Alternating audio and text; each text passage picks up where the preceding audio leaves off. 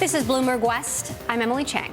Music streaming website Pandora hit a milestone today, saying it now has 100 million registered users. The company also plans to broaden its automotive integration through a new relationship with Scion and expanding its deal with Ford. Joining us in New York to discuss Pandora's lofty ambitions is Richard Tullo, the director of research at Albert Fried & Company. Richard just initiated coverage of Pandora with a sell rating citing, among other things, concerns over accounting practices. So, Richard, first of all, you're telling people to sell. What are you so worried about when it comes to Pandora? Well, at the basis of a Pandora, it's a revenue story. And in April, when the company came out with its first quarter results, their accounting firm said they had a material weakness in their internal controls, specifically related to revenue recognition practices. So if this is a revenue story and their accounting firm, Ernst & Young, has issues with revenue recognition, that to me, from just the point of prudence, says, I can't recommend this stock at this time to my investors.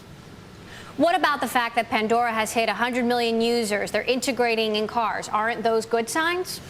They're great signs, but this is kind of a show-me stock. I mean, you can have 200 million users and still not reach profitability with their current monetization model. So something needs to change to create efficiencies to bring the kind of advertising value up to to the point where investors can see a profit. Otherwise, it's just an exercise in technology. Okay, let's bring in Cory Johnson, our editor-at-large, into the conversation. Rich, I know you and Cory have been talking about Pandora for the last month. Cory?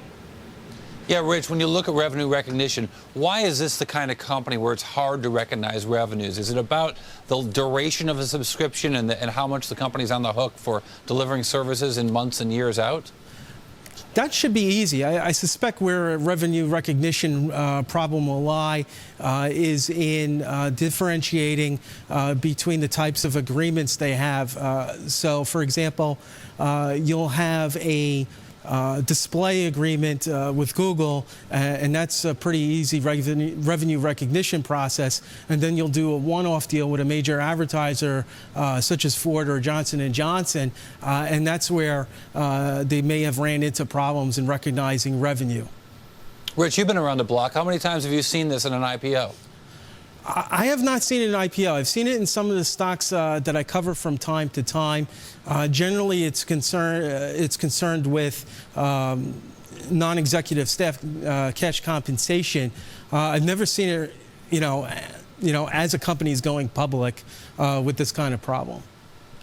So beyond that, beyond the possible accounting things which the company sort of dismisses and says they're working on, what are your concerns about the business model for Pandora?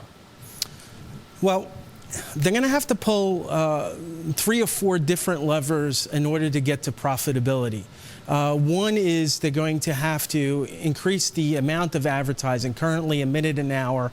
They need to bring that up to about 4 or 5 minutes an hour. And since 62% of people who say they like Pandora like it for lack of commercials, that creates a kind of a conflict.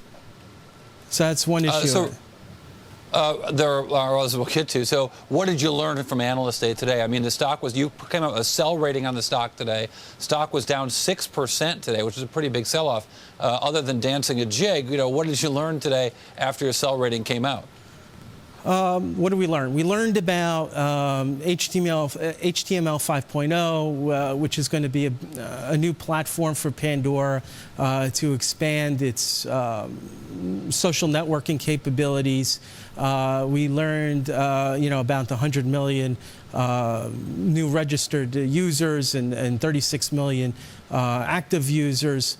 We learned about some of the execution plans in how they're going to, increase the revenue base to such a point where they can, at some juncture, I think they said, by 2016 now, to get to profitability.